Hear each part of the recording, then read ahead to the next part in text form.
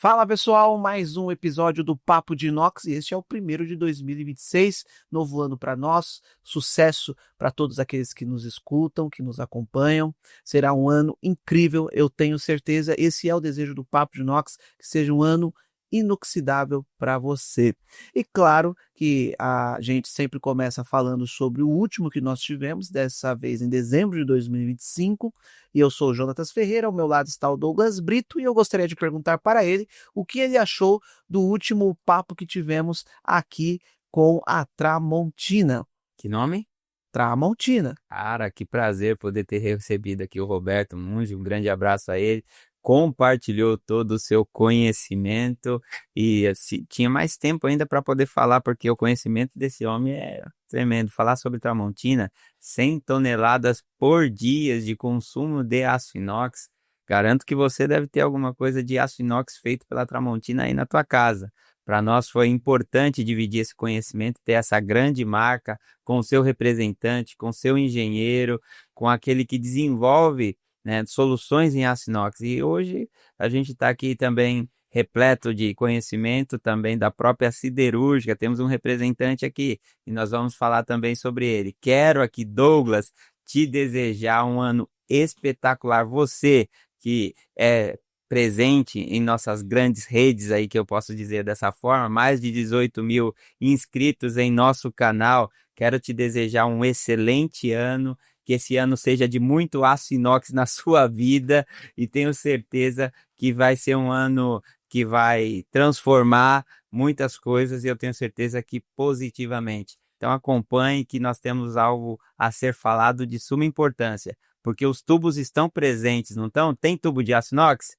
Muito, não é Ah, pouco não. é mesmo, Jonatas? Em todo lugar que você olha, você percebe a presença de um tubo.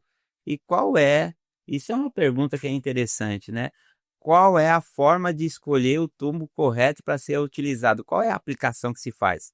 Ah, você não sabe? Calma aí que nós vamos te dar algumas orientações aqui. Importante, acompanhe esse episódio que você vai ficar satisfeito, enriquecido com esse conhecimento. É isso aí, nosso ano começa e a gente também traz novidades. Por exemplo, quem me olha aqui, né, no caso para cá, vai ver aqui a Aeroflex. Nós agradecemos porque enviaram cadeiras aqui para o nosso podcast. E essas cadeiras são confortáveis. Já já vou perguntar para o nosso convidado aqui o que ele está achando dessas cadeiras, né, não, Douglas? É claro, mandar um grande abraço para o Eduardo, nosso parceiro, amigo, que, claro, mandou aqui essas cadeiras. E você, ó, fica aí o convite para você. Quer aparecer aqui? Quer que a gente fale um pouquinho da sua marca? Tem alguma coisa que pode ser contribuída aqui para o estúdio? O Eduardo usou a inteligência dele e corroborou aqui com a gente, né? Isso aí, baita colaboração. E É, claro, os nossos parceiros, né? A Peran Sabre, Inoxpar, Inox do Brasil, a Aço Cearense está conosco aqui, essa gigante do Brasil, também está apoiando aqui o Papo de Inox, o sucesso que tem sido aqui o nosso programa, o nosso canal. E no MAP, você que precisa de um destino correto para sua sucata de aço inox, a Lumap é especialista no descarte correto da sucata de aço inox, tá? um grande abraço ao Zeca, né, meu parceiro da Lumap. Você que tem a sua sucata, que precisa dar um destino a ela e, claro, ser recompensado porque ela é extremamente sustentável, o ciclo dela é completo, ela retorna de novo. Então a Lumap consegue te atender e tem bons preços, o camarada lá é pagador. Então traz, entre em contato, fala com o Zeca, fala que você viu aqui no Papo de Inox e tenho certeza que você vai ficar satisfeito com a negociação. Se ele tá falando é porque é verdade. Eu conheço. Key-Rating para você que é aí que fixação de primeira, top, premium, Key-Rating, pode pesquisar que você vai ter aí um sistema de ancoragem para o seu guarda-corpo, corrimão e diversas outros produtos que eles também trabalham. Você vai ter aí produtos de primeira linha e de primeira linha no mundo, não só aqui no Brasil, tá? Photon Analítica, você que precisa de fazer a sua destinação correta do material, né, ou fazer a segregação, a identificação, ou a identificação correta do seu aço inox, você pode contar aí com a fotoanalítica para comprar o seu espectrômetro, esqueci o nome. Análise química que você vai... Diversos equipamentos aí a para composição do aço. segregação. E por último, nosso apoio à Abinox, um abraço aí ao Paulo e toda a equipe Que nos apoia. que nos apoia. Agora vamos lá ao que Claro. interessa. O assunto de hoje para você que quer saber sobre tubos. Pela primeira vez, nós vamos falar especificadamente sobre tubos aqui no nosso programa. E não poderia ser outro convidado. Esse que é um grande amigo aí, já tem uma longa data conosco, que é o Cássio Zampol. Ele que tem 9 anos de Aperam, atualmente é gerente comercial da divisão de tubos e tem formação em engenharia química. Zampol, seja bem-vindo ao Papo de Inox. Bem-vindo, Muito Zampol. obrigado pelo convite, uma honra estar aqui com vocês. Legal. Bacana. E Zampol, a gente já quer começar perguntando o que você achou dessa cadeira aí, tá de boa? Cadeira é confortável. Confortável. Confortável. E Meio... uma coisa bacana que você falou, o aço inox está presente em tudo, né? Que a gente tá da Tramontina aos nossos talheres, as panelas e tantos outros utensílios, e o tubo não é menos presente, pelo contrário. Talvez um pouco mais discreto, né? Mas ele vai estar, a gente vai falar um pouquinho aí das aplicações, ele está presente na forma como a gente come, na forma como a gente se locomove, ele tem a sua participaçãozinha ali do tubo, ou no processo direto, né? Ou pelo menos na parte produtiva. Se você olhar com mais atenção, você vai perceber a presença do tubo e principalmente do tubo em aço inox, Sim, né? especificamente Principalmente de aço quando inox. ele é exposto ao tempo, porque é uma das características do aço inox é a sua durabilidade, sua resistência e a importância que ele tem nas grandes obras de infraestrutura pelo Brasil. Você que consegue ir em uma estação de metrô, você vai ver guarda-corpo e corrimão de aço inox, dentro de um banheiro que é acessível, você vê aquelas barras de apoio, enfim. Tem inox em tubo em todo lugar. Então, vamos falar sobre essas necessidades de tubos que existem no Brasil e quais são as dificuldades. E aí, Com Jonathan, certeza. qual é a pergunta? Você Eu que- queria começar já perguntando, como diz meu amigo Emanuel ali da Inox Color, para quebrar paradigmas. Qual que é o maior erro hoje de quem compra tubo? Você que tem a sua experiência comercial, o que você considera ser o maior erro daquelas pessoas que procuram tubos no mercado? Seja com você ou no mercado em si. Claro, eu colocaria aqui no plural. Na verdade, acho que a gente não tem um erro grande, mas a gente tem pontos de atenção que são primordiais, né, na definição da compra. Primeiro tem a questão de valor, né? Existe uma procura natural numa competição para que seja identificado a condição de compra mais econômica, né? O problema está em trocar a condição econômica em detrimento da qualidade técnica. Então, acho que o primeiro ponto de atenção é seguir fiel à especificação do projeto, né? A especificação. E a especificação que pode ser coligada aí a um outro erro fundamental é exatamente a forma de especificar e a forma de comprar. Então, o que eu quero dizer com isso? Tenha a certeza de que a especificação está orientada ao uso, né? Então, desde um ambiente industrial mais corrosivo, abrasivo, a uma questão de aplicação externa em meio, por exemplo, costeiro. Então, você tem diversas situações onde o ambiente e ou a utilização vão incorrer na necessidade de uma determinada especificação técnica. Então, eu colocaria aqui esses dois pontos fundamentais, que um é ter a certeza da especificação, e o outro é ter a certeza de cumprir a especificação. E aí um terceiro ponto de atenção é uma mão de via dupla, né? Ou seja, tanto para quem pede como para quem oferece. Então, ter a certeza de que você está sendo claro no que você precisa, para o que precisa, e a outra parte corroborar com isso, né? Ou seja, ter a certeza de que eu estou ofertando o mercado, a pessoa, a empresa está oferecendo, negociando, né, e discutindo o que ele realmente precisa. Alternativas técnicas podem ser postas na mesa, desde que seja considerada. Exatamente, equivalente, o famoso equivalente técnico, né? E principalmente agora, né, Cássio, que a gente vê bem presente as novas ligas presentes no mercado, né? Então, essas novas ligas precisam ser conhecidas para poder ter essa comparação, esse entendimento, se de fato atende às necessidades. Existem normativas que são presentes a níveis internacionais que são utilizadas também dentro do Brasil. E a gente precisa entender quais são as especificações de fato que precisam ser conhecidas para aplicar corretamente o tubo a ser escolhido. Porque quando você pega um projeto que está lá especificado, perfeito. Quem lança essa informação no mercado, às vezes não tem o conhecimento necessário para fazer uma boa escolha. Ele apenas pega e pede um tubo em aço inox, e aí é um grande risco. Todos os aços inox, eles não são iguais. Não. Cada um tem as suas características que envolve exatamente a aplicação, o destino correto daquela aplicação. E como quem está solicitando consegue identificar e saber aonde ele consulta essas normativas ou como ele pode ser orientado, se aquele material que está sendo oferecido vai atender ou não. Qual é a preocupação de quem está do outro lado comprando aquele material? Como ele deve se policiar ou se atentar? O que você tem a nos ofertar de conhecimento dos cuidados necessários para que ele possa balizar uma tomada de decisão correta? Vamos lá, a gente pode começar a classificação dividido por algumas partes, né, para a gente fazer a classificação do tubo, né? Como você falou, primeiro tem a liga, e ela é fundamental, a definição da liga base, que vai ser a matéria-prima de fabricação desse tubo, em função da aplicação, exatamente como você falou.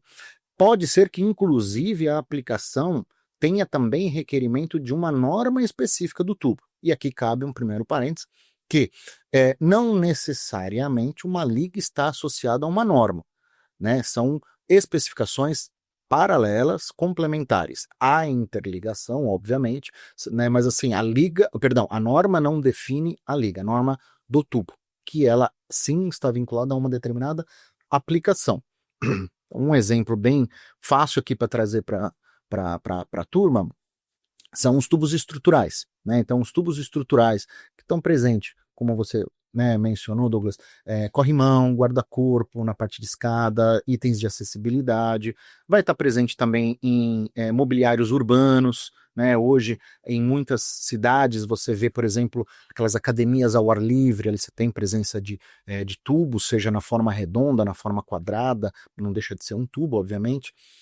Então, assim, este tipo de aplicação considerado como um tubo estrutural, ele é regido pela norma, aqui na verdade eu vou trazer o que mais comum a gente utiliza no mercado brasileiro, são as referências à norma americana ASTM, tá?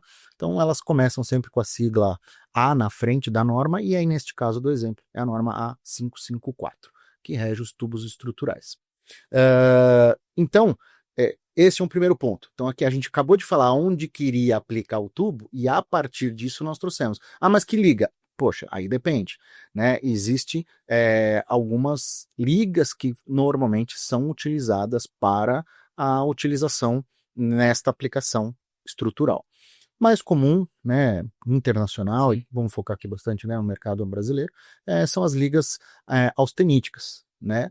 Conhecida como a Liga 3XX, o maior volume de consumo, produção no Brasil é 304L, tem 316L e tem também a chamada Série 200, que é um tubo austenítico, mas ele não é um chamado Série 300, né? Ele é um Série 200 com a sua aplicação e destino também, porém com restrições ali, por exemplo, questões de corrosão, né? Então, assim, é um tubo que apresenta muito, na verdade, a chapa, a liga, né, apresenta muito menor resistência à corrosão atmosférica, por exemplo. Então não é indicado numa área costeira. O próprio 304 já não é também indicado, que você tem a maresia, você tem o sal, você tem cloreto, você tem elementos químicos que agridem, né, o aço inox, que podem provocar, né, uma depreciação precoce, até mesmo uma oxidação ali, porque ele vai sofrer por um uso indevido. Sim, vai ser os intempéries da própria natureza que vai Exatamente. causar um dano até... Exatamente. Então aqui junta as duas coisas que nós falamos, né? Então, a partir do que eu quero, do que o cliente vai utilizar o tubo, aí a gente identifica uma norma associada. E devido à aplicação que ele vai ter, vamos verificar quais ligas melhor atende, né? Lembrando que não tem uma liga certa. A norma, sim. A liga, ela vai ter a ideal pela aplicação. Então, especifica. E isso vai carregar valores envolvidos, né? Então, quem está comprando precisa ter o conhecimento aonde vai ser aplicado e quais são as ligas que vão atender aquela aplicação A norma. regional, né? Exatamente. Aí você tem que olhar a norma. Qual é a finalidade? Ela é estrutural? Ela vai passar por algum processo de conformação? O que que você precisa garantir? Então, você tem que olhar qual é a norma que rege os tubos estruturais. E baseado nessa norma que você está me dizendo, existem tubos que são OD, tubo schedule e também tubo que vai passar por um processo de conformação, né? Dobra, curva, e a expansão. Então, a gente precisa entender quais são os cuidados que se tem que ter quando você vai passar por um processo de industrialização, por exemplo, que vai ser uma conformação. Que tipo de tubo é utilizado? É o estrutural, o A554? Né? Qual é o tubo que tem essa maleabilidade, essa conformação? Acredito que é o 304, porém a gente precisa entender qual é a norma, porque ele pode ser 304 A269, A554, qual que é a que atende para poder fazer essa conformação. E antes explica a diferença para quem está nos acompanhando, o que é o tubo schedule, OD, qual que é essa diferença, rapidamente, aí só para situar o pessoal. Na verdade, talvez essa fosse, se a gente fosse seguir um roteiro mais acadêmico, talvez fosse até uma primeira pergunta, mas o nosso aqui é mais... Né, à vontade, e não só isso, o mais importante é onde está a maior dúvida, né? E acho que a gente começou muito bem. Eu vou, e aí eu peço licença aqui aos acadêmicos, né, e os engenheiros que estão nos assistindo, eu vou traduzir de uma forma um pouco mais simplificada, que acho que para pegar toda a comunidade que vai estar assistindo a gente. Então, de uma forma assim até um pouco grosseira, a divisão básica entre os tubos schedule e OD estaria na especificação dimensional. Tá? O schedule, ele é uma norma internacional, existe uma tabela já pré-definida com os valores definidos de espessura, diâmetro e o schedule é um padrão, a sigla, né, que vai definir. E o que define é a resistência à pressão que ele vai estar submetido em utilização. Então, tubo schedule é utilizado para condução sob pressão. Condução sob pressão. O apelido, entre aspas, aqui vamos chamar assim, dos tubos schedule, são os tubos de condução. É a sua principal característica de utilização, aonde a resistência à pressão interna de condução do fluido vai definir a relação entre diâmetro e espessura. Que apesar de que dimensionado, ou melhor dizendo, identificado por polegada de medida, a medida final do diâmetro, por exemplo, não é necessariamente um múltiplo de polegada. Vou dar um exemplo aqui do tubo schedule 1 polegada. Então, assim, a referência internacional de 1 polegada não é 25.4. O schedule ele é 33.4, né? E a espessura dele vai variar em função da sigla ali, da nomenclatura schedule. Então, um schedule 5S, ele vai ter uma espessura. O 10S e assim por diante nas referências da tabela normativa schedule. Então, primeiro ponto é schedule. Quem é quando usamos? Tubos para condução, principalmente fluidos sob pressão. Mas existe muito erro quando o comprador vai comprar um tubo schedule, que às vezes não tem esse conhecimento técnico que aqui está sendo disseminado. Ele pede lá um tubo schedule de 1 polegada ou simplesmente ele compra tubo de 1 polegada. Exato. E ele queria que o tubo fosse o schedule. Então, qual é o cuidado? Primeiro ponto aqui, muitas vezes tem um chavão de que quanto mais grosso, melhor. Já começa de novo no ponto que a gente falou da especificação.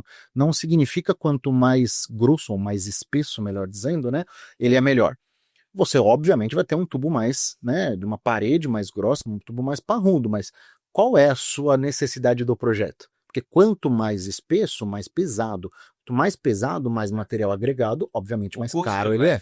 Exatamente. Fora toda a estrutura que compõe. Né? Outra é a norma, né? Então, assim, a norma, algumas normas, né, no maior range vai pegar, novamente chamo aqui a STM, a 312, mas você tem a norma 358 e 772. que muda entre elas são requisitos ali que vai falar do perfil de solda, tratamento térmico. Então, qual que usa, cara? Usa-se em função da espessura, da especificação de utilização, né? E da dimensão do tubo, tá? Então, e obviamente, né, o seguir as tolerâncias de norma. Então, um ponto aqui muito importante existem tolerâncias, né, ranges, por exemplo, né, que vão variar ali a espessura permissível, né, permitida dentro da norma. Então, atenção a isso também, porque existem possibilidades aí de alguma coisa não estar sendo Sim. devidamente E atendida. em cima do que você está falando, tubo schedule, eu imagino que não é um tubo com costura. Então a gente precisa entender, ou tem tubo schedule com costura. Eu gostaria de entender um pouco mais, porque que você explicasse um pouco desse processo de fabricação dos tubos. O tubo schedule, para ele aguentar pressão, ele pode ser com costura? Ele existe essa possibilidade? Como ele é comercializado ou como ele é produzido? Excelente. E aí tem uma pegadinha, por quê? A nomenclatura schedule ela vai atender a ambos, né? Porém, as normas são diferentes. O tubo sem costura, vamos então voltar um passo, tubo com costura, né? Esta nomenclatura, essa definição está se o tubo tem solda ou não. São processos produtivos totalmente diferentes. Hoje no Brasil, em aço inoxidável, né, só temos produção de tubos com costura. Tubos com costura são a partir de chapas ou fitas, né, onde há uma dobra, né, acontece ali o processo de trefilação e depois uma solda que vai fazer a fusão ali, né, a união das pontas, né. Esse processo pode ser contínuo, esse processo pode ser intercalado, por exemplo, tubos calandrados, que são gomos, né, de chapas que vão ser soldados. O tubo sem costura, ele parte normalmente, o processo mais comum internacional, ele parte de um tarugo por extrusão e aí ele é feito uma espécie de de novo, peço licença aqui aos técnicos, né? Como se fosse um punção, né? Como se fosse um punção que ele vai abrir ali no meio do caminho e vai fazer, né, a formação. E vai esticando e ele vai saindo como se fosse um processo de extrusão de outros elementos, de outros componentes como se fosse um plástico ou outra ali. Quais são as vantagens? Existem algumas O tubo sem costura ele é um processo, ele é um produto muito mais caro, mais específico. Ele permite paredes mais espessas para diâmetros menores, a partir do momento que você parte de uma barra maciça, né? E é normalmente utilizado em requerimentos de altíssima pressão, com zero possibilidade de falha. Então, processos críticos petroquímicos, químicos, que têm, né, além desta questão da resistência à pressão, outros ambientes também agressivos ali, pressões externas por vezes, né? Então, por exemplo, num processo de extração do petróleo, pré-base, pré-sal, por exemplo, exatamente. Então, a Petrobras utiliza bastante. Esse tubo. Indústrias químicas, petroquímicas em geral, é onde a gente vê bastante demanda para esse tubo. Mas ainda assim, é uma coisa especificamente de nicho, né? Sim. Então, assim, você tem a siderurgia maior, o aço carbono, o aço inox já é uma fração, o tubo de inox é uma subfração, né, de mercado, e o sem costura, cara, ele realmente ele é um nicho específico aí, né? E aí a gente então volta, quando a gente fala nos tubos com costura, nos tubos OD, né? Tubo OD vem da sigla em inglês Outside Diameter. Então, ele é regido, né, a especificação, exatamente, pelo diâmetro externo, né? E aqui, novamente, falando dos tubos redondos, né? Os tubos quadrados ou retangulares acabam tendo outras nomenclaturas. Então, os tubos redondos, que são o de maior volume de demanda, consumo, os ODs eles serão sempre múltiplos ou frações da polegada, aí sim na sua base 25-40, né? Então, 1 polegada, 2 polegadas, ele é um 50-80. E, diferentemente do schedule, que já vem com uma tabela pré-definida em função, como eu falei, da nomenclatura, se é 5S ou 10S, ele e lá já tem a especificação da espessura, o tubo dele é definido por projeto, por engenharia. Então você tem um tubo Exatamente. Você tem um tubo, por exemplo, 3/4. 3/4 ele vai ser o 19, né? 1905. Este tubo, ele tem desde 0,5 de espessura no mercado, quiçá até menos, e ele pode chegar a 2 milímetros de espessura, sem nenhuma outra referência como tabela. Ele é em função da aplicação que aquele projetista, aquela engenharia definiu que para atender ao requisito de aplicação é aquela Mas existe especificação. OD com e sem costura? Isso. Então, existem os dois processos que podem ser aplicados na escolha do tubo, né? Perfeito. Um é soldado, o outro é trefilado, puxado, pulsão. Então, Exatamente. como você explicou, o mais convencional e utilizado no Brasil é o com costura. Ah, sem dúvida. De produção nacional, e não só isso, né? Mas por uma questão de demanda de mercado mesmo, sem dúvida que o tubo com costura é o que tem maior demanda e utilização aqui no Brasil. Né? E as normas elas da STM, ela vai se aplicar tanto para o tubo schedule quanto para o tubo OD? Sim, porém são normas dedicadas e específicas. Então, assim, o mesmo conjunto de normas a STM vai abranger. Mas como a gente falou, para os schedules a gente tem ali as normas A312, 358 e 778. Já para os ODs, que tem outros perfis de aplicação, são outras normas. Então, como a gente falou, o tubo estrutural, aí ele vai para a norma 554, tá?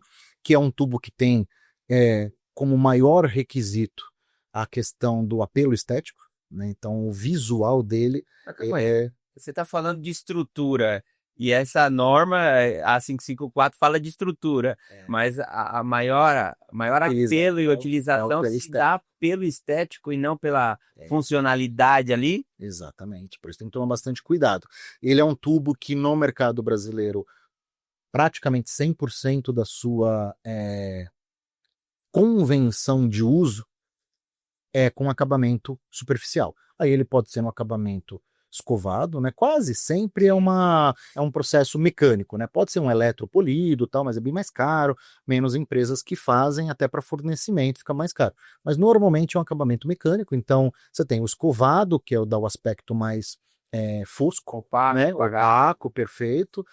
E você tem os brilhantes que também apresentam níveis diferentes vou chamar de brilho, né? Tem os brilhantes, porém menos, e até os quase que espelhados que dá para... E isso não interfere em nada na questão quando a gente aborda o A554 como estrutural. Não, É não. apenas... Isso é um requisito complementar à norma de novo, de cunho estético para o 554. É diferente do polimento para outra norma de tubos ODs, que são, por exemplo, os tubos de uso sanitário, que aí são quem vai reger essa aplicação é a norma 270. Então, a 270, ela tem por característica a remoção, né, da solda, né, o tratamento desta solda, dessa costura. Tanto por dentro quanto por fora. Depende, porque o tubo pode ter contato interno ou externo às paredes do tubo na aplicação. Então, por exemplo, se for para uma indústria farmacêutica, você não pode correr nenhum risco de contaminação microbiológica ali. Sim. Então, você pode inviabilizar, né, e perder todo um lote de um determinado medicamento. Imagina se é um medicamento injetável, sim, tamanho do prejuízo, do risco que você está correndo. E para que se tenha essa perfeito acabamento, essa limpeza, essa rugosidade das camadas, podem ser internos e externos, porque a depender do processo produtivo, ele pode ter contato do lado externo ou interno, ou por vezes ambos, a depender do que for ali, um encamisamento, alguma coisa. A indústria de uma invase. Indústria. Perdão? A indústria de invase também utiliza bastante. Muito, né? Então, exatamente. Tudo que tem requerimento sanitário. Então, vamos lá. Tudo que tem algum risco, né, ou necessidade de evitá-lo, né, de contaminação. Então, aí a gente vai para as bebidas, né, cervejarias, vinícolas, todas as produções de vinho, bebidas em geral, mesmo que seja sucos. E né? como faz esse acabamento interno? Interno, como faz? Explica, eletropolimento? Pode ser um eletropolimento, essa remoção. Ou faz mesmo um processo de lixamento e polimento, assim como você tem o externo, ele tem interno. Então, ele entra uma ferramenta, uma ferramenta e faz. Existem no Brasil, né, não tem produção seriada desta forma. Então, ou o tubo é produzido e depois é submetido Ao a um que acaba processo, exatamente, terceiro. Então, existem excelentes prestadores de serviços capacitados no Brasil para fazer isso, ou, muitas das vezes, a bem da verdade, esse perfil de material hoje no Brasil, a maior parte dele é importado, né? E aí ele já vem com essas acabamento acabamento polível. interno e externo. O eletropolimento funciona como? O eletropolimento Químico, ele é um processo, exatamente, ele é um processo químico, aí ele tem, pode ser por imersão, aí tem outras tecnologias que vão fazê-lo receber. Mas aí ele é menos produtivo, ele é mais caro, né? E aí também a depender da criticidade da operação, senão você tem, né, uma bomba de canhão para matar a formiguinha, né? Então, essa coisa. Então essa E ainda nesse pacote de normas, você tem uma aplicação muito grande no Brasil, são os tubos para aplicação de troca térmica, né?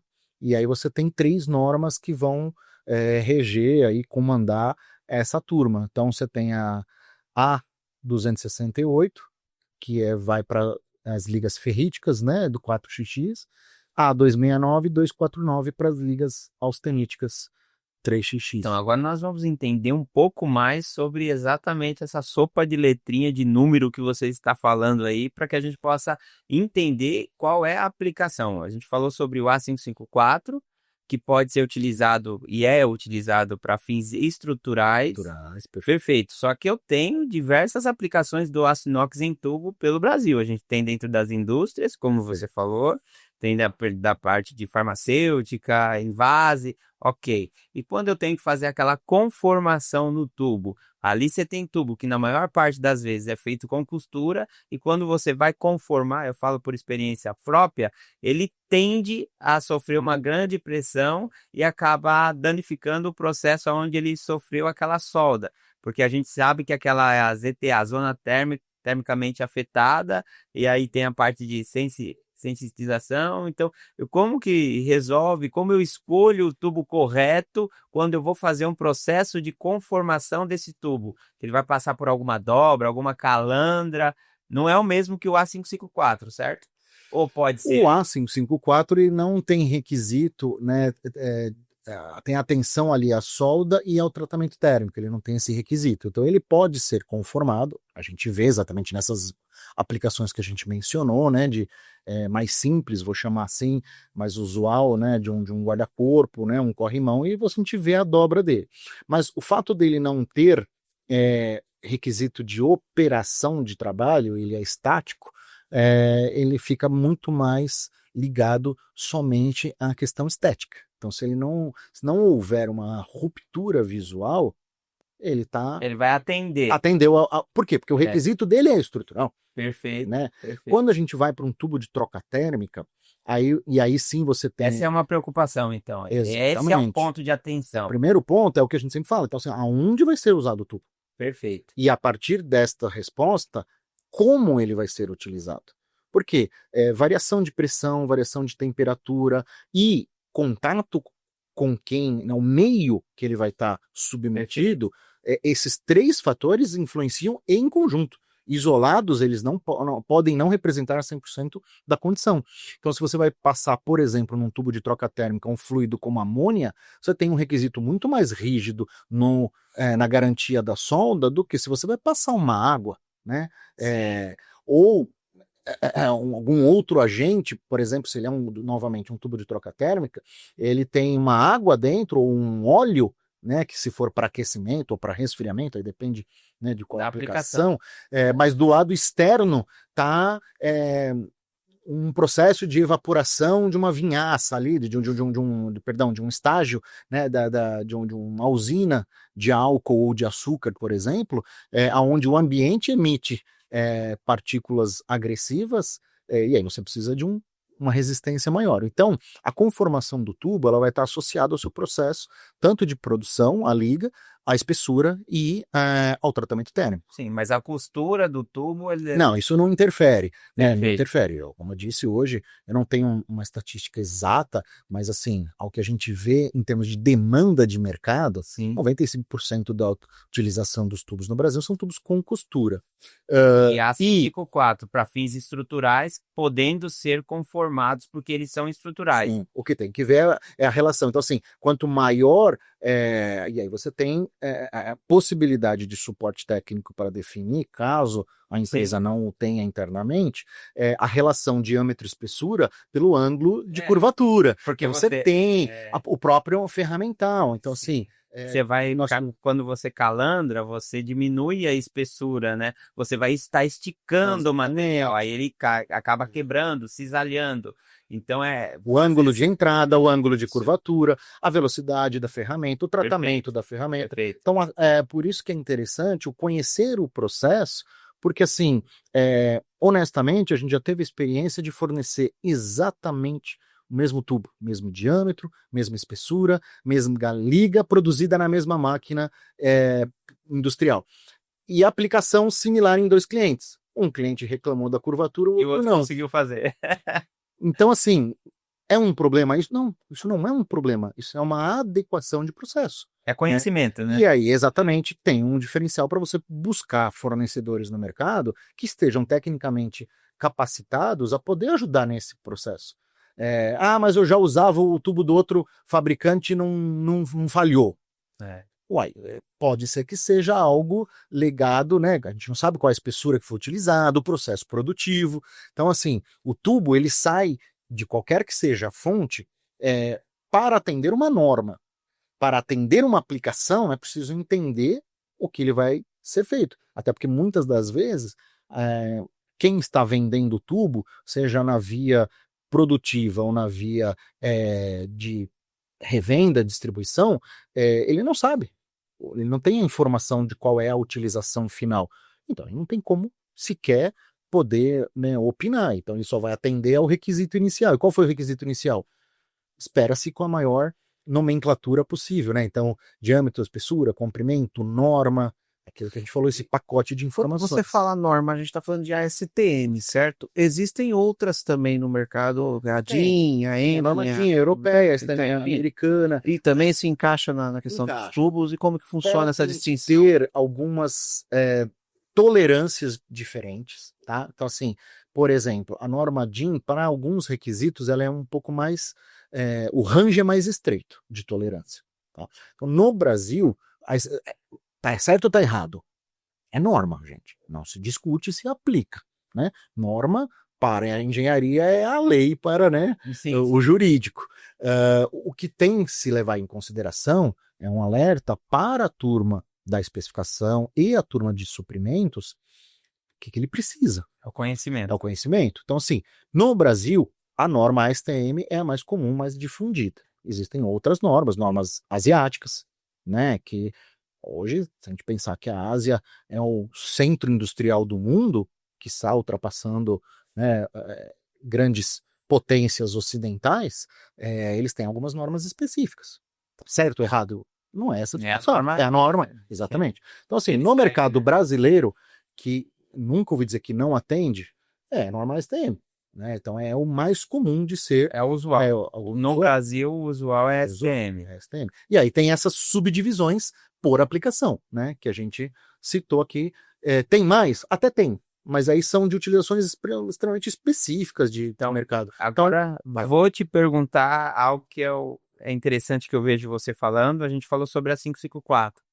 E quais são as outras que se aplicam, por exemplo, para essa de invase, para esse ambiente que vai ser extremamente agressivo, que precisa ter esse cuidado, porque isso envolve saúde, envolve vida, envolve risco. Exato. E o risco é muito grande. Como aconteceu agora, recente, a gente sabe que existiu lá em Minas Gerais... Uma cervejaria. Cervejaria, que teve aquela...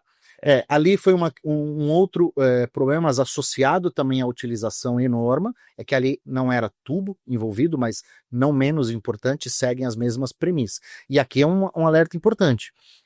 A gente recebe, voltando à primeira pergunta que o Jonatas fez, a gente recebe às vezes muita coisa de demanda sem a clareza da informação ou misturado. Então, assim, norma para chapas, bobinas, ou seja, o aço inoxidável na sua forma bruta, os planos, eles são regidos por uma norma. Então, quando uma usina siderúrgica produz um aço inox, por exemplo, 304, ele tem uma norma que rege. Quando a gente pega esse aço, então a usina de tubos, perdão, a indústria de tubos, ele vai exigir da usina ou de qualquer que seja a sua fonte, né, das bobinas, o aço inox na norma do plano.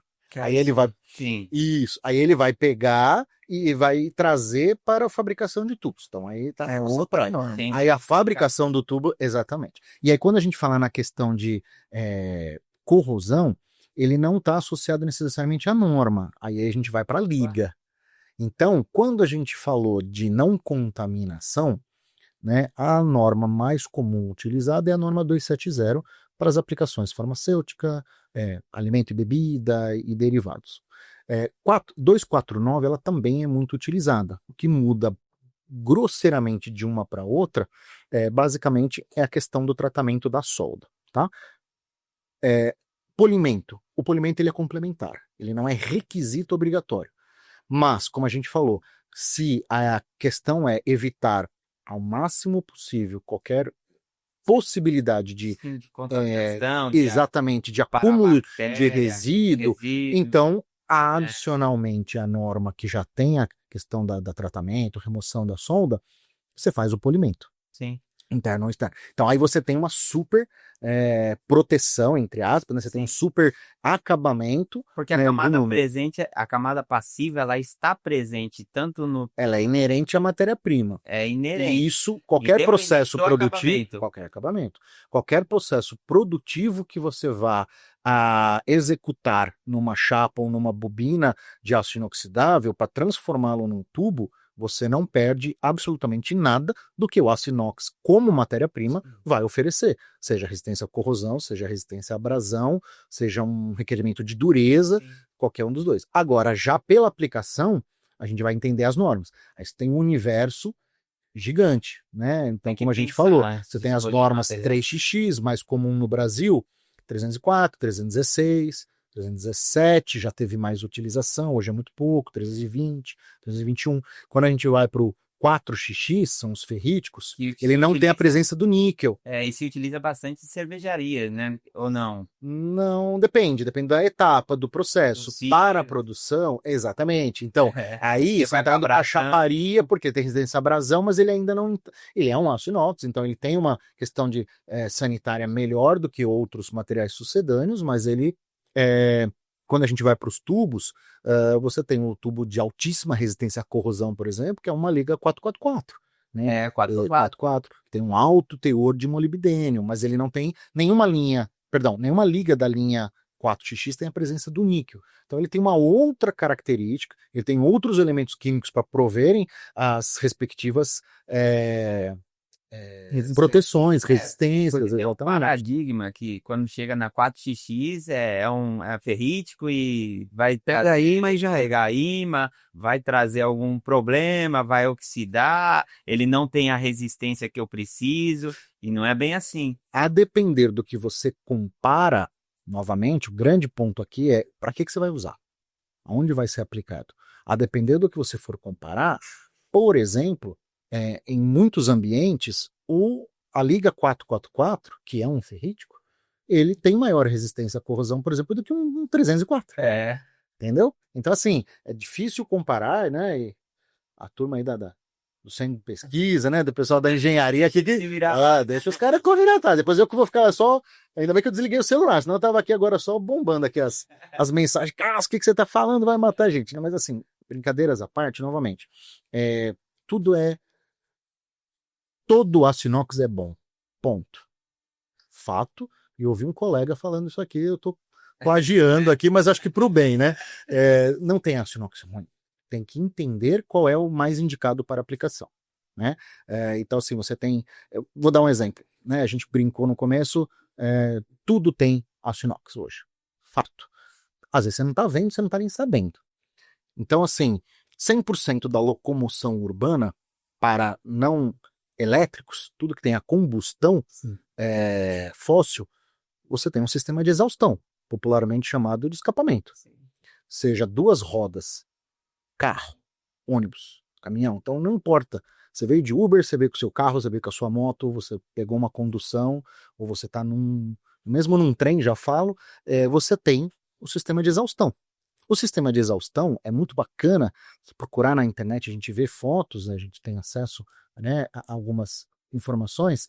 Ele vem desde do final do motor, né, onde acaba o sistema de combustão, e aí tem a exaustão da combustão, né, passando pelo chamado silenciador, né, popularmente falando, até a boca do escapamento.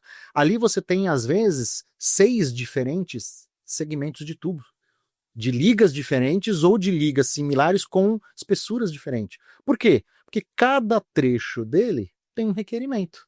Por função do tipo de combustão, em função da temperatura, da potência do motor, então é da vazão que vai ter ali do escapamento. Então, assim, pegar um carro... Engenharia pura. Engenharia pura. E você tem uma regra? Não, tem uma regra. As indústrias automotivas chamam isso de projeto. Então, cada carro ele é identificado como um projeto. E cada projeto ele tem um segmento de tubo, trechos pequenos, às vezes um pouco mais compridos, mas perto aí da casa, talvez de 30 centímetros, e são vários. Por quê? Porque você não tem um correto, você não tem um. Você tem vários bons, vários ótimos para aquela aplicação. Indo de um 444 de maior valor de aquisição a um 409, por exemplo, que já atenderia, que tem uma menor, mas que ele precisa ser um inox, porque aí senão ele não vai trabalhar. Tudo envolve custo-benefício no final das contas, né? Exato. E agora é interessante que você está falando, e eu quero ponderar. Então, os outros, como que se identifica? A gente falou só do 554. Então, se a gente escolheu o material, escolheu o inox correto, agora eu preciso entender aonde aplica essa norma presente. É o 554 ou é o 269 ou 249? Qual que eu tenho que me atentar? Qual que define a minha escolha? O que eu tenho que olhar para saber qual é a norma que vai se aplicar para a minha necessidade? Como que você identifica a 269? A 268, essas que você aqui apresentou. Então, parte do princípio da utilização. Então, caso você não saiba o melhor enquadramento, a sugestão é procurar um profissional habilitado, né, para te dar esse aconselhamento. Certo. Seja dentro, né, de outras empresas ou consultores técnicos. Então, assim, eu quero fazer um determinado processo. O que vai definir a norma é o processo produtivo. A partir desta definição, vamos entender a então utilização dentro da aplicação. Aí você define uma norma e pela utilização sugere-se então a utilização de algumas ligas, né, em função do nível de resistência que você vai precisar. Tem que saber onde vai ser aplicado para poder consultar a norma que deve ser seguida. Que você pode aqui montar minimamente um quadro, se a gente pudesse brincar de fazer um quadrinho simples, condução, tubo schedule, norma schedule 312, 358, 778. Tá? Condução. 772, perdão. Isso. Clube de condução, tabela schedule. Tubo OD, aí ele vai, se for aplicação estrutural, 554. Tubo de troca térmica, 268, 269, 249. Tá? A 270, ela também engloba troca térmica, porém com os requisitos complementares para acabamento sanitário, aí para aplicação mais específica. Então esse seria o grande... Aqui nós estamos cobrindo 99% do mercado da utilização. Aí quando você fala em troca térmica, aonde se aplica hoje no Brasil? Troca térmica. Tem muita coisa. Tem muita? Existem 2 grandes vetores, né? Então você tem aquecimento ou refrigeração. Perfeito. Aquecimento, sistemas de destilação. Então, produção vinhos, vinícolas, cervejarias, essa parte. A produção do álcool, do etanol. Então, né, o Brasil é um dos maiores produtores, não sei se talvez o maior produtor de etanol do mundo. Então você tem desde a fonte das usinas de cana-de-açúcar, que produzem o próprio açúcar, e produzem também, né, o etanol hidratado, que é o que vai para bomba de combustível, né? Hoje, em franca expansão por diversos fatores, o etanol de milho, né? Então as usinas que também produzem o etanol, porém a partir do substrato milho e não da cana. Você tem aí as indústrias de papel e celulose, né? Você tem as indústrias, como a gente falou, química, petroquímica. Entendi. E essa norma, essa A268, 269, para troca térmica, qualquer tipo de liga se encaixa? Não. Aí, como a gente falou, né? Se for para os ferríticos, quem vai reger é o 268, tá? Se forem para os austeníticos, 269 e 249. E se for específico, também nessa faixa, mas para aplicação sanitária, 270. Para ser correto, então, precisa de uma orientação técnica ou ter um conhecimento técnico minimamente aí. Porque tem também, por exemplo, tubos que vão passar por processo de abrasão. Vai ter contato direto ali, passando e gerando, sabe, aquele atrito. E qual que é a norma que se utiliza? Para esse fim, já você não tem uma norma específica dedicada. Tem que tomar bastante cuidado se ele só é um tubo. Vou dar um exemplo aqui, por exemplo, um tubo de condução de grãos. Ele só é um orientador, né? Ele serviria, entre aspas, como uma canaleta. Não tem. Aí ele não tem uma norma que rege, vai ser o processo de conformação, a aplicação, com a liga ideal. Então você teria que verificar uma liga de maior resistência à abrasão. Hoje, no Brasil, qual é a utilizada para esse contato de abrasão? Não... É muito pouco, tá? A gente vê em alguns projetos específicos, portuário, algumas mineradoras. Aí, como eu disse, tem menor requisito a norma, mas ele vai muito mais pelo apelo da resistência em uso. Porque ele não tá sofrendo, por exemplo, um processo de pressão, uma troca térmica, ele está conduzindo. Então ele permeia entre o próprio schedule, só que ele vai usar talvez ligas mais resistentes, como por exemplo um aço 410. Né? Então, foi o que eu imaginei. Isso, é uma liga que tem uma alta resistência à abrasão. Então foram alguns projetos que a gente já teve a oportunidade de participar para condução de pedras, né, na parte de mineração, construção civil, até mesmo um tubo para condução de concreto, a gente já fez, né? O suco acroleiro também, né, que foi... Tem, aí entra numa seara também, assim, de custo-benefício. Então, às vezes você tem outras fontes, ou a empresa destina maior poder de investimento, seja no CAPEX ou no OPEX, para algo que seja mais crítico. Então ele usa o aço inox para uma determinada aplicação e às vezes usa um aço menos nobre, menos resistente, ou até mesmo outros materiais, como um plástico reforçado com fibra de vidro, a gente já viu, para aplicações menos críticas, que ele ou troca, ou enfim, faz alguma outra coisa. Bem bacana, então você tem que conhecer bem a aplicação. Por isso que é importante. Não é tão simples, né? Não é tão simples, é só comprar uma tuba, encaixar lá e soldar, tá tudo certo. Para a empresa que está vendendo e passar lá no... Por isso que é importante ter uma conversa, como eu sempre quis, né? Ter uma conversa específica sobre tubo, e acho que a gente está tendo um bom caminho aí. Agora nós precisamos ir para o intervalo e depois retornar. Tem alguma coisa para acrescentar? Não. Então, maravilha. Vamos chamar um intervalo. Você continue acompanhando. Tá vendo que o assunto tá bem técnico aqui, mas também bem esclarecedor para quem é desse mercado, quem utiliza tubos em aço inox. Não deixe de acompanhar, já a gente retorna. Você sabe o que os setores agrícola, construção civil e energia têm em comum? Todos eles contam com os fixadores e componentes de aço inoxidável da Inoxpar.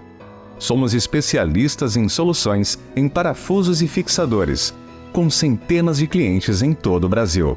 Na Inoxpar, você tem acesso a um catálogo com milhares de itens, sempre prontos para atender às demandas mais exigentes do mercado.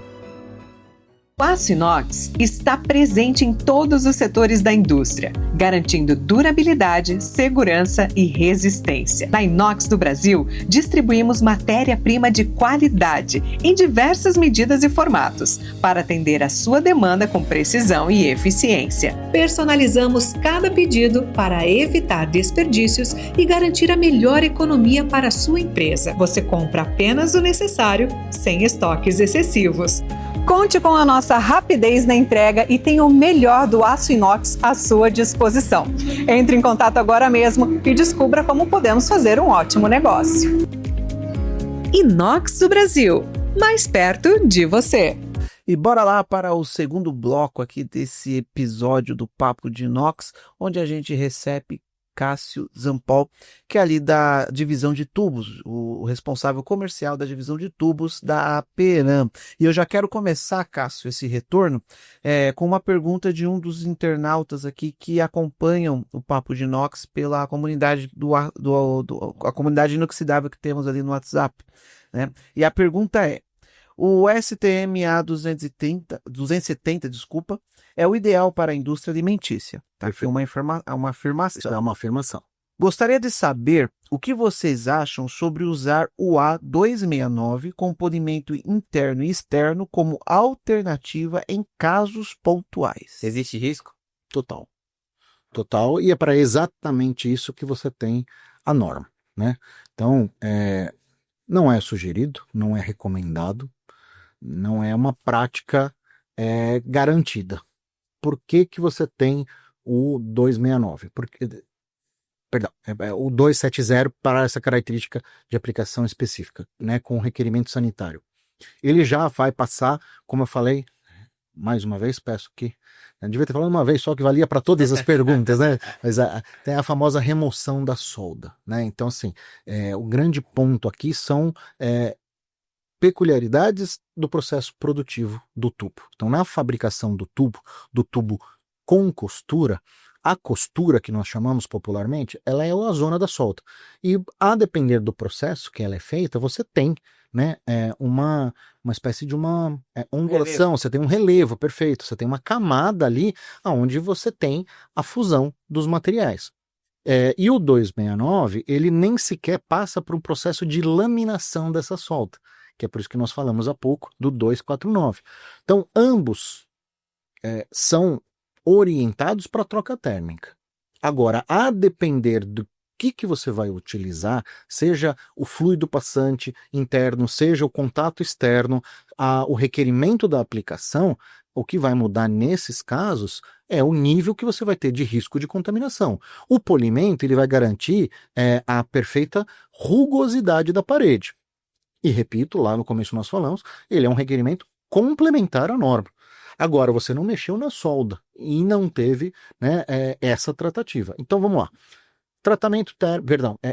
Troca térmica, seja para refrigeração ou para aquecimento, de aplicações menos críticas, 269. Se você vai para requisitos onde tem um grau de risco maior de contaminação, né, de você ter acúmulo, resíduo, você tem que ter no mínimo ali, né, o tratamento da solda, a laminação da solda, 249. E se você vai para um requerimento mais crítico, você vai para 270.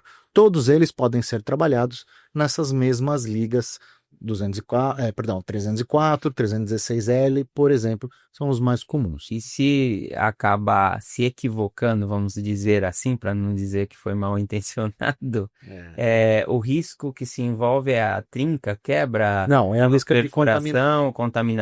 De contaminação. E aí você pode perder todo um lote. Você pode, por exemplo, num processo de fabricação de açúcar, você ter pontos pretos.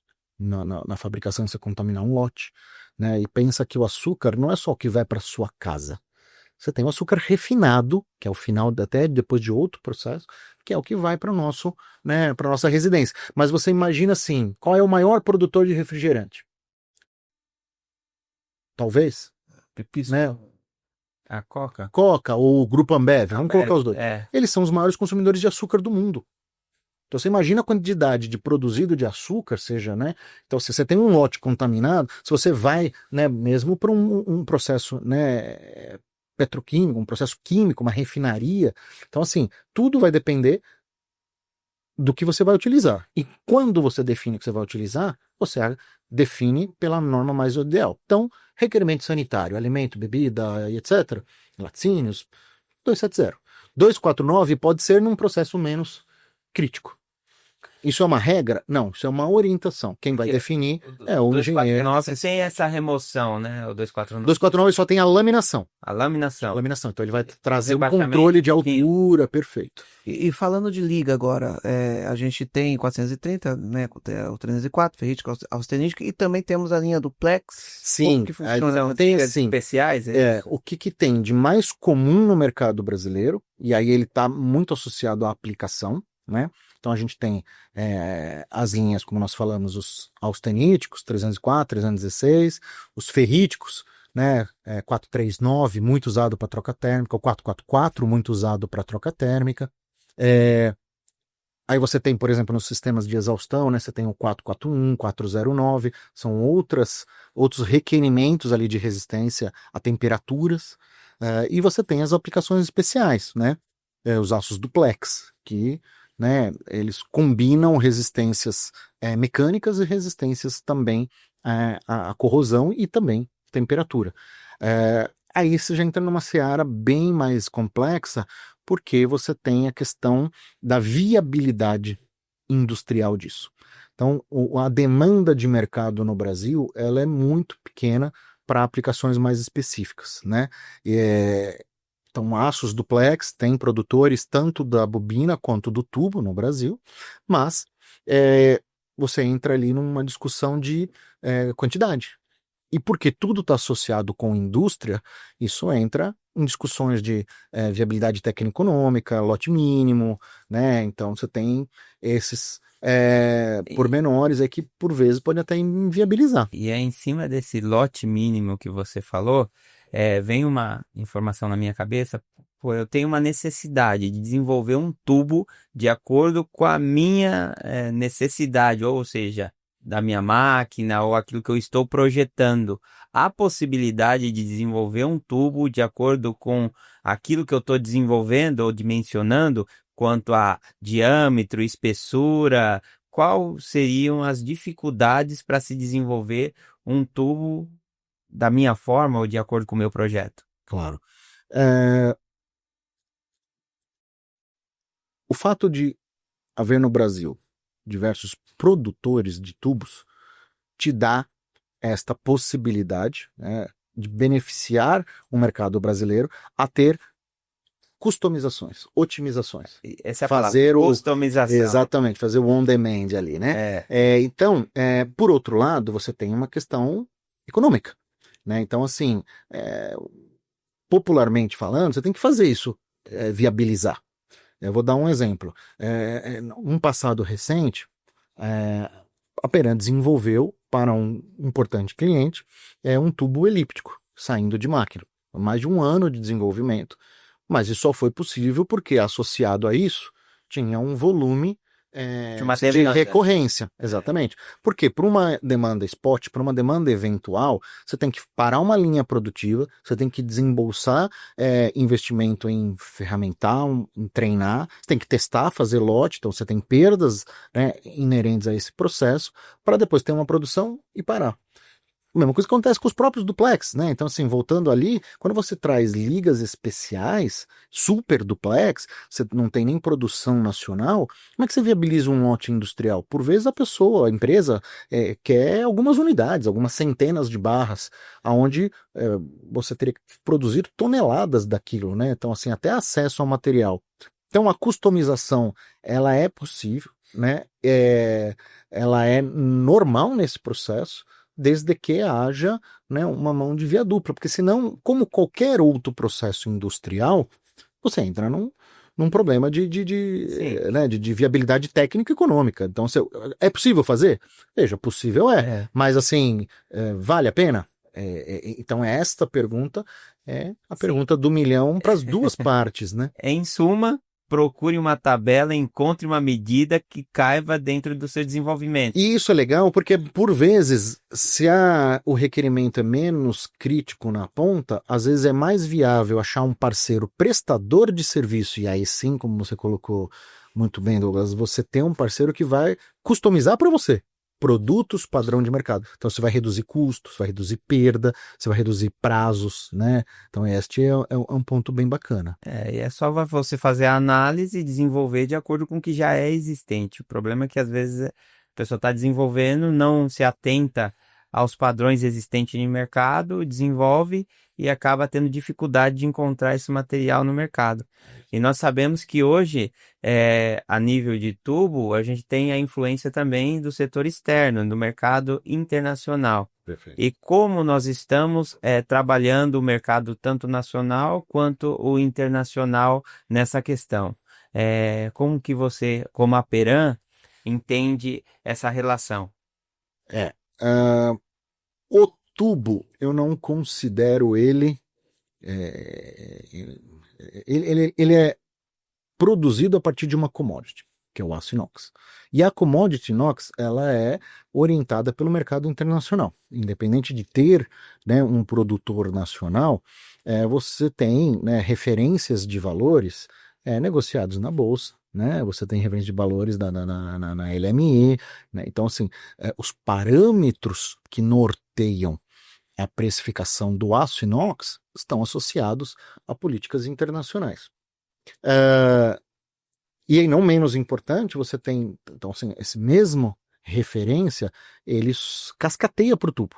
Então, e quando a gente entra, por exemplo, na questão dos tubos, como a gente falou, dos schedules, que são tubos com base em tabelas pré-definidas, eles são como se fosse uma commodity também. Por quê? Ele está referenciado ao preço que é de ordem internacional, e ele também é o mesmo tubo com a mesma qualidade, atendendo as mesmas exigências da norma em qualquer parte do mundo. Então, um tubo ASTM 312, 1 polegada Schedule 5S, aqui, ele é aqui no Brasil, ele é nos Estados todo lugar. Unidos, ele é na Europa, ele é no Japão, ele é na China, ele é na Índia, né? Então, e aí entra numa guerra comercial muito forte, né? Então, a gente sabe do poder, né, e da voracidade que o mercado asiático tem, principalmente num ambiente onde hoje há essa instabilidade, né, econômico internacional, então essa guerra comercial entre Estados Unidos e China, faz com que a China busque, por exemplo, outros mercados emergentes, né, outros mercados para ela direcionar material. E aí você tem que verificar também as barreiras, porque assim, por um lado, você tem o produtor, o consumidor, então, do tubo, ainda que na forma de pessoa jurídica. Ele vai precisar, claro, buscar a sua maior competitividade, o preço mais acessível. Só que se isso é em detrimento da indústria local, você mata, né, a indústria local. Você tem diversos produtores aqui no Brasil de tubos de aço inoxidável que sofrem esse tipo de, né, situação de mercado. Então, para isso, o governo busca formas aí de ter essas equivalências comerciais, de proteger a indústria nacional, né? Tá. Como algumas ações aí, antidumping, alguma coisa para você poder equalizar e trazer competitividade uniforme no mercado doméstico com o mercado internacional. Então, você tem efeito do câmbio, né? Apesar de produzindo no Brasil, o que manda no preço é a matéria-prima, a partir do que você definiu ali que vai produzir na determinada liga. As ligas são dolarizadas, então a flutuação do câmbio afeta o preço de tubo. É perfeito. Você tem o preço internacional, né? Como a gente falou. Então você tem questão da oferta, você tem a especialidade. Então, se é um tubo, né, que vai ser de uma liga específica, ele pode trazer um valor maior. Você tem tamanho de lote, né? Então você vai comprar um tubo, é uma realidade. Você vai comprar, né, 1 quilo, 1 tonelada ou 1.000 toneladas, você tem frações industriais relevantes a serem consideradas. Agora uma pergunta que eu vou te colocar no estreito. A gente chama um comercial de novo. No Brasil existe uma demanda. Essa demanda, ela está reprimida ou ela está em exponencial crescimento? Como você vê o setor de tubos no Brasil? Olha, nos últimos anos, se me permite, eu vou usar como marco temporal, porque é uma referência literalmente mundial. Depois da pandemia, a gente viveu uma semi-estagnação de mercado, então não houve Crescimento, vamos dizer queda assim. nem crescimento na demanda nacional de tubos. Nos últimos 2 anos, a gente viu, por diferentes perfis de investimento na economia brasileira, a demanda doméstica aumentar, tá? Independente, novamente, da discussão e da briga comercial Sim. nacional com o importado. Estamos falando de consumo agora nesse momento. Então, assim, existem ciclos de investimento, né? Então, em função, por vezes, até de orientação do próprio governo.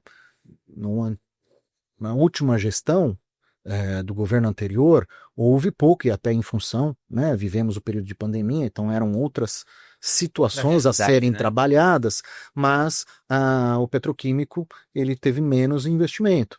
Já na atual gestão do governo federal, reforçou novamente novos projetos para a indústria petroquímica. Nós vivemos alguns anos sem um ciclo de investimento na indústria popularmente chamada papeleira, né, da indústria de papel e celulose. Tiveram investimentos, mas de menor expressão. Recentemente teve um mega projeto aqui no Brasil, para uma indústria chilena, porém subsidiada aqui no Brasil, e há expectativa de terem novos projetos.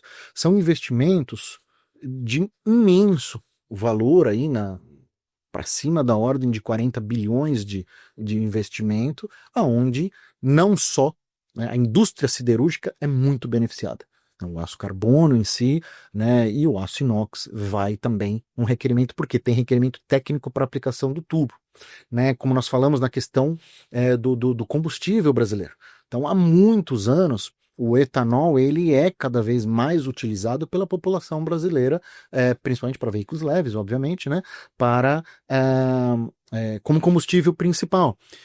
E mais recentemente o governo também alterou o percentual de presença do etanol na composição da gasolina. Então, assim, você gera uma retroalimentação de investimento.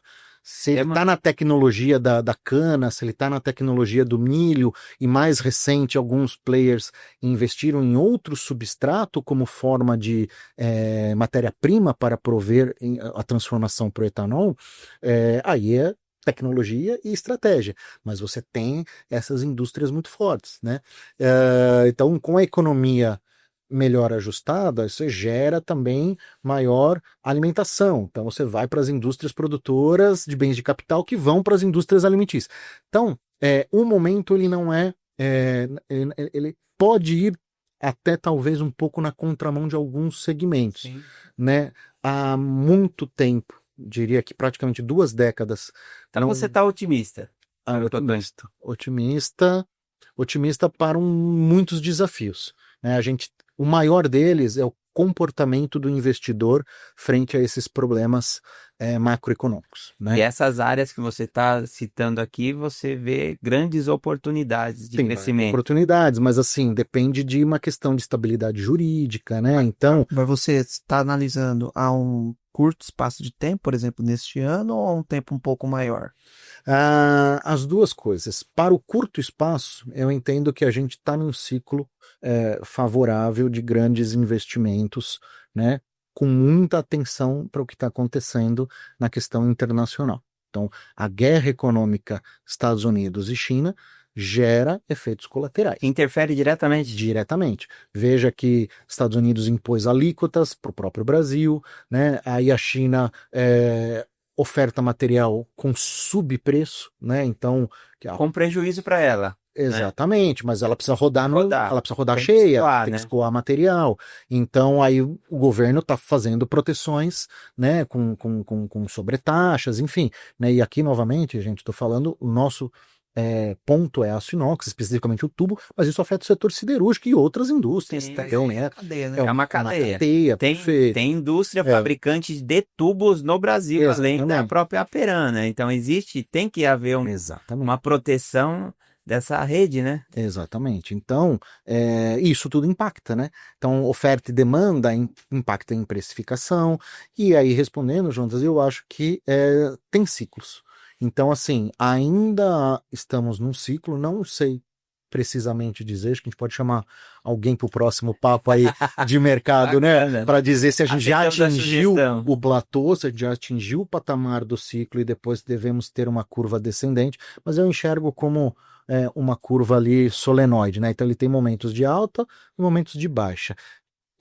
Eu entendo que a gente, em função desses grandes ciclos de investimento, a gente está passando um bom momento para a indústria de aço inox e a indústria de tubos específicos. Mas tem atenção, a construção civil caiu, que aí vai para os tubos 554 que a gente falou, o petroquímico, o governo tem que viabilizar esses projetos, né? Senão também não vai, né? A indústria de papel e celulose que quer voltar a investir aqui, com esses problemas de instabilidade, essas fake news que a gente infelizmente sofre forte, um ano eleitoral, pode ser que haja alguma postergação. Então, são todos fatores que deixam o mercado, né, em êxtase, mas ao mesmo tempo muito alerta, né? Mas o consumo de aço inox no Brasil ano passado, ele teve uma... Ele foi maior do que dos últimos anos.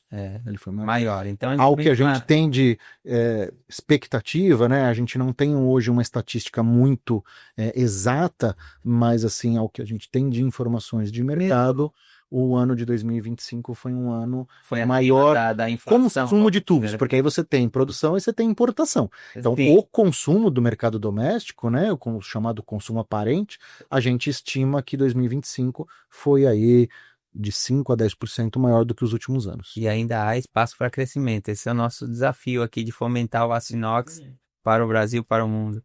Exatamente. Principalmente para a gente fechar aqui, quando há um convencimento pela questão da qualidade, né? Então, acho que o maior apelo, e respondendo a primeira pergunta do erro, a gente não falou lá atrás, do chamado custo-benefício, custo de ciclo de vida, TCO, tem um monte de siglas ou nomenclaturas que a gente possa usar. Mas trazendo aqui para o bom e velho português na prática é o seguinte, economia pouca é bobagem. Então, assim, tomar bastante cuidado. É claro que não cabe a gente julgar o poder de aquisição. O quanto uma empresa pode pagar pela aquisição. Mas, às vezes, a economia, por comprar mais barato, ele vai ter, ao longo do período, outros problemas, que aí seja ou uma liga mais barata ou até um sucedâneo. Né? Exatamente. Ele vai ter parada, ele vai ter problema, ele vai ter contaminação, ele vai ter mais manutenção, menor eficiência, ele vai ter uma série de percalços que podem gerar menor ineficiência ou até prejuízo comparativo no médio e longo prazo. Em resumo, o Jonatas falou que determina toda a nossa conversa aqui em 2 perguntas. A norma e a liga. Em função da aplicação. Em função da aplicação. Norma, liga em função da aplicação. Não tem pra onde correr. Não tem. E a pergunta que eu ia fazer pra gente finalizar mesmo o nosso papo era qual conselho você daria para engenheiros, compradores e empresários que lidam, né, no dia a dia com tubo. Eu acredito que se encaixa bem isso que você falou agora, a economia... Exatamente. O engenheiro ele deixar mais explícito possível e ter a certeza, né, da aplicação. Não precisa ser super dimensionado, porque você está acima, é desnecessário. E hoje você tem softwares que ajudam a calcular as variâncias. Exatamente, né? O comprador replicar ao máximo isso, né? E perguntar ao fornecedor, né? Ter a certeza. E aí eu não estou indo só no grande, quando a gente fala do engenheiro, do projeto, saindo para o grande. Pode ser o pequeno, né? Uma serralheria, uma revenda menor. Aqui não há distinção de tamanho, e sim nós estamos falando de valores. E quando a gente fala valor, não é preço, é valor sobre o trabalho. E o valor aqui é, ainda na sua humildade técnica, perguntar, eu vou aplicar para tal. Né? Então esse é o papel do comprador, né? E esse é o papel do vendedor, eles têm que estar junto. Então assim, ambos fazerem perguntas complementares.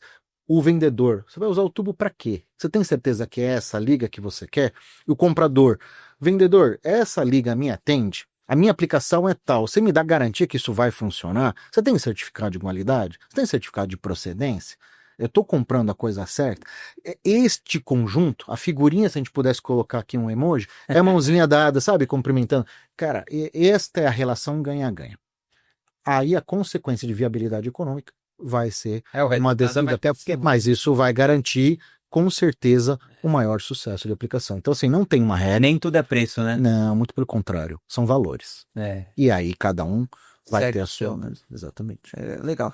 Cássio, muito obrigado aí por ter atendido esse convite. Nossa, Cara, já fazia demais. tempo, né, que a gente estava conversando sobre sua vinda aqui Dizia. e conseguimos no ano Que de bom, 2026 que bom que deu certo. trazer você aqui. Conte conosco para outras oportunidades. A gente Opa. pode trazer depois. É muito Vamos ver a conhecimento, repercussão. né? A gente trazer alguém que saiba falar direito aqui, bota uma pessoa que, que manja aqui e coloca. Mas foi muito bom, é um conhecimento vasto que a gente percebe e mais ainda, você perceber que tem pessoas que amam o que fazem e é nítido em você. Você fala com propriedade, com verdade, com convicção. É algo que alguém se aplicou para se ter esse conhecimento. Então, parabéns pelo teu conhecimento. Obrigado. Assim, um agradecimento nosso também por dividir com a gente esse conhecimento E com todo o público. com todo o público que nos acompanha aí através do canal, Instagram. Minimamente, é muito pouco que a gente sabe nesse período, nessa jornada aí de quase 9 anos com a Sinox, não chega aos pés de colegas aí, mestres que a gente conheceu ao longo da caminhada. que podem contribuir muito mais, assim, mas a humildade de minimamente aprender, o que não sabe a gente trazer quem sabe para responder, mas muito nesse valor principal, né? É o valor da idoneidade. Então, assim, somos da área comercial, negócios são viabilizados ou inviabilizados, faz parte. Mas ele tem que ser feito da forma correta, né? Acho que esse é o ponto. E isso é muito inerente no nosso negócio. Tem que ser feito da forma correta. Só para puxar a sardinha para o seu lado, uma resposta bem curta e rápida. A Peram Tubos atende em grandes demandas ou baixas demandas também? As duas coisas. A Peram Tubos, ela hoje possui 2 operações industriais no Brasil, uma lotada em Ribeirão Pires, que é focado em tubos chamado para aplicações industriais, né? Aumenta em 9% para bens de capital, seja o usuário final, uma indústria, ou seja um intermediário produtor de equipamento. E tem uma outra operação dedicada ao sistema automotivo, como a gente citou aqui como exemplo, né, os escapamentos. Uma linha preparada para atender, né? Exatamente. Então, é uma indústria. Então, como uma indústria, ela tem a grande vantagem de não ter um intermediário na negociação, ela é o final para a negociação e ela tem competitividade.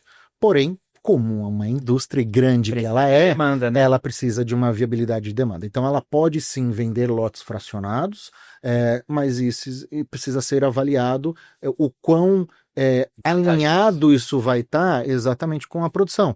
Então se é uma produção seriada que você tira uma fração, isso acontece muito conosco, com exemplo dos tubos schedulers, como a Peram produz uma gama vasta de tubos schedulers, não produz todos, mas produz muitos, então está em produção contínua, eu preciso de algumas barras, precisa verificar a questão de logística e tudo mais, mas é possível. A Peram é uma indústria, então ela não é focada no varejo, este é o grande papel dos distribuidores e existem muitos e muito bem capacitados, seja com estoque, seja com possibilidade de suporte técnico.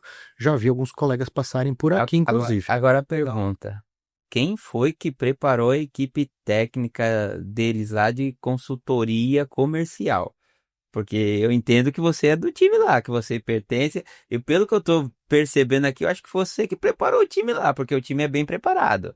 Olha, com as informações. A gente trabalha muito sério, né? A Peram, ela tem... uma empresa é perfeita, né? Mas assim, a Peram ela tem um nome a zelar e a gente cascateia isso para o individual, né? Então eu tive boas experiências em outras empresas que eu trabalhei e venho com muito orgulho carregando boas experiências na Peram por trabalhar com valores, trabalhar com atendimento, trabalhar com seriedade. E a gente trabalha isso nas equipes. Então acho que repito, nós estamos falando de novo de valores, e esta questão do valor, né, do tratamento comercial, ele tem grande peso. Mas o comercial, ele é técnico. Tem que ser, total, né? A gente não sabe o que está vendendo ou falando, não dá para andar o tempo todo de não adianta nada. A gente tem um suporte fantástico do grupo interno, externo, de empresas, mas a gente tem que ter conhecimento e autonomia para ter a maturidade e a inteligência de conversar De e guiar, conduzir o nosso direcionar, cliente para o melhor caminho. Repito, a viabilidade comercial é uma consequência. Ela pode acontecer ou não, mas no meio do caminho, informação. o melhor suporte será dado. Exatamente, analisar e falar, ó, esse material te atende, pode ser viável, vamos tornar ele viável, né? Fazer com que o cliente tenha a melhor experiência na compra. É isso aí. Muito obrigado, Cássio, Gente, pela sua obrigado participação. Foi muito Quer obrigado, botar algum Renan. abraço aí? Aproveite que o momento é agora. O momento vou dar um beijo pro meu pai, pra minha mãe, o momento show da Xuxa, né? Então, né, tem que editar essa parte.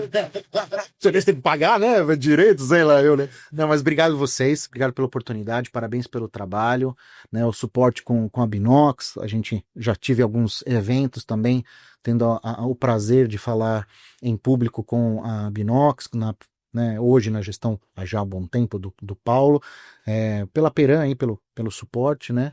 E um beijão para a família, que é o que nos suporta, nos aguenta no dia a dia, né?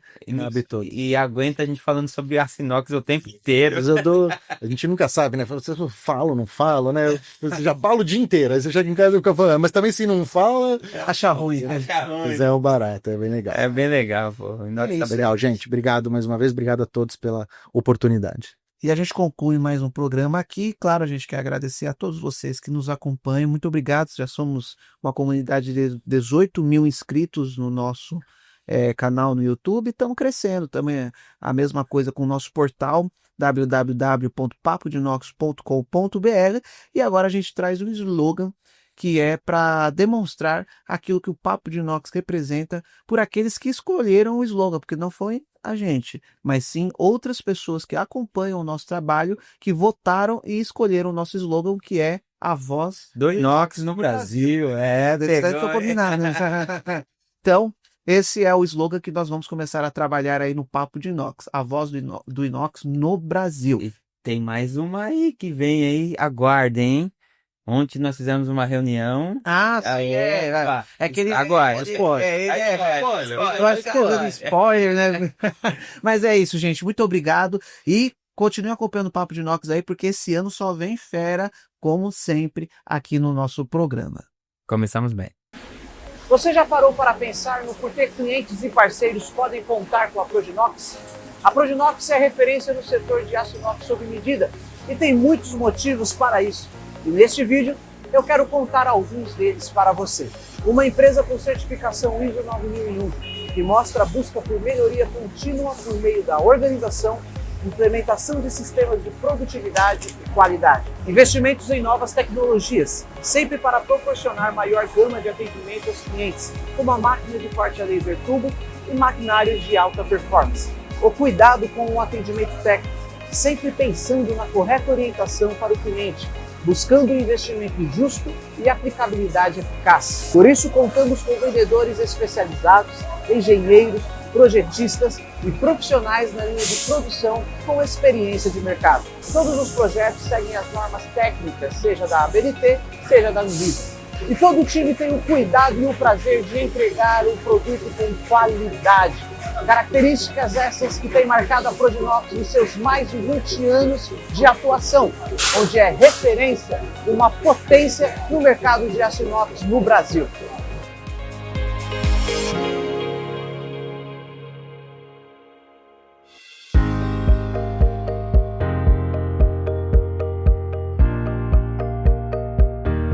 Oi, tudo bem por aí? Meu nome é Roberto Guida, sou gerente executivo na Peran, produtora global de aços inoxidáveis. Sei que o seu tempo é corrido e às vezes você não consegue se dedicar tempo que gostaria ao seu aprendizado, não é mesmo? Mas eu tenho uma boa notícia. A gente trouxe o conteúdo certo para você economizar tempo e dinheiro, porque eficiência está associada à otimização de processos. Olha só as vantagens de você conhecer, através desse curso, aço inoxidável e começar a aplicá-lo na sua obra. É um tipo de aço praticamente livre do perigo de corrosão, é adaptável a cortes, curvas e moldagem, resistente e tem longa duração. Assista às aulas até o final para se tornar especialista no assunto e ganhar um certificado com os selos da Peran e parceiro da construção. Bom proveito!